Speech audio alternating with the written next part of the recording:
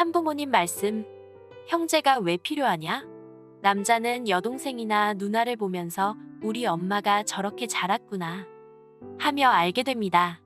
엄마가 잘하는 것을 보는 것입니다.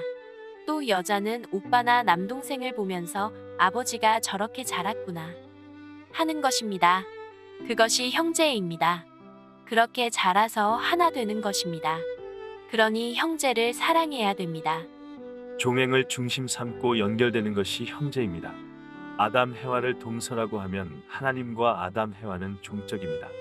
동서는 평면밖에 안 됩니다. 그렇기 때문에 평면 기준이 필요하고 전후, 즉 기체 기준이 필요합니다. 가정애를 초월하여 확대될 수 있는 것은 형제애밖에 없습니다. 그것이 있어야 구형이 벌어집니다.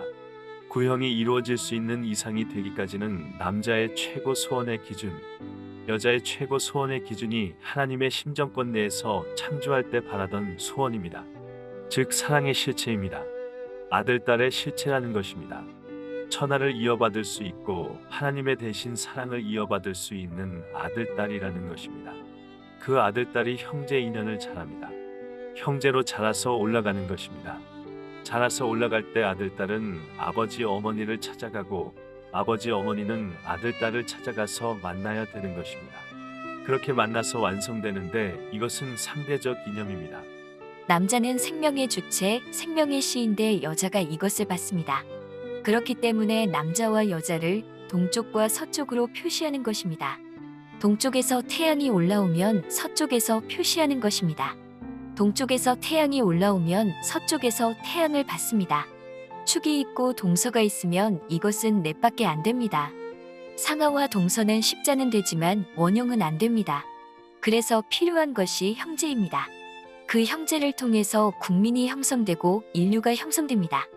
그러니까 원형을 만드는 것이 형제입니다. 형제가 확장되어서 국민이 되고 세계가 됩니다. 그래서 형제애는 세계애와 통합니다. 많은 형제들이 자라는 가정은 이상적인 천국, 지상천국과 천상천국을 만드는 모델과 같은 것입니다.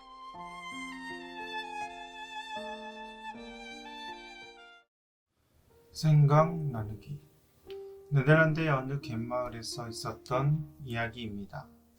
거센 태풍의 허연 이빨을 드러내며 으르렁거리던 파도는 밤이 되면서 더욱 거세졌습니다. 마을 사람들은 모두 바닷가로 몰려 나왔습니다. 그들은 고기잡이를 떠나서 돌아오지 못한 사람들을 구하러 나간 구조대를 애타게 기다리고 있었습니다. 시간이 지나 구조대원들이 탄 배가 사나운 파도와 짙은 어두움을 헤치며 바닷가로 다가왔습니다.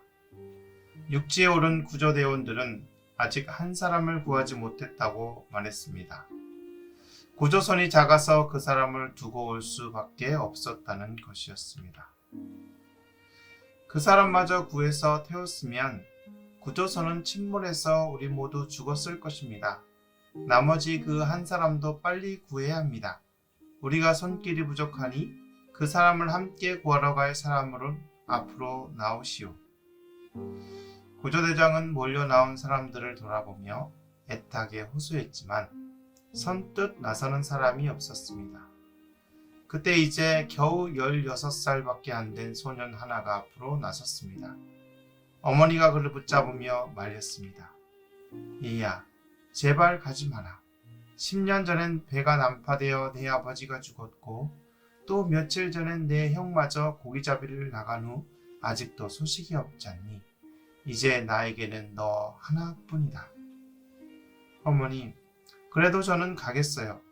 우리 모두가 이런 위험한 일은 다른 사람이 해야 된다고 생각한다면 어떻게 되겠어요?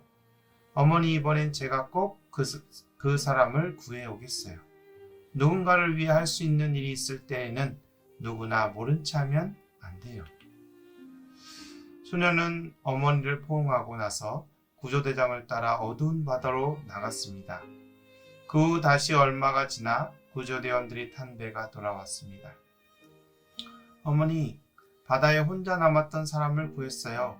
며칠 전에 고기잡이 나간 후 소식이 없던 바로 형이에요. 제가 형을 구했어요.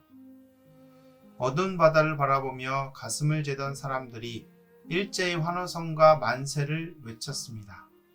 자신의 위험을 마다하지 않고 험한 바다로 나섰던 소년의 희생 정신이 형을 구하는 결과를 가져왔던 것입니다. 이 이야기 가운데 소년은 자신의 위험을 무릅쓰고 구조대장을 따라 나섰기 때문에 고기잡이에 나가 죽을 위험에 처했던 자신의 형을 구할 수 있었습니다. 우리 주변에서도 자신의 생명이 위험에 처할 수 있음에도 불구하고 과감하게 뛰어들어 다른 사람의 목숨을 구하는 경우가 많습니다. 죽고 사는 마당에 생명을 투입하여 구한 친구는 생명의 은인이 되어 그 친구를 일생 동안 잊으려야 잊을 수 없습니다. 우리는 형제 자매 간의 상대를 위하여 살 수 있는 생활을 해야 합니다. 내 개인의 자리는 나 스스로가 만드는 것이 아니라 형제가 인정해 줄 때 완성될 수 있습니다. 저 형제는 정말로 참된 사람이야 라고 인정받을 수 있어야 됩니다. 결국 나 개인의 완성은 내 자신에게 있는 것이 아니라 상대방에게 달려 있습니다. 따라서 우리는 이웃사람을 다름 아닌 내 자신의 친형제라고 생각해야 합니다.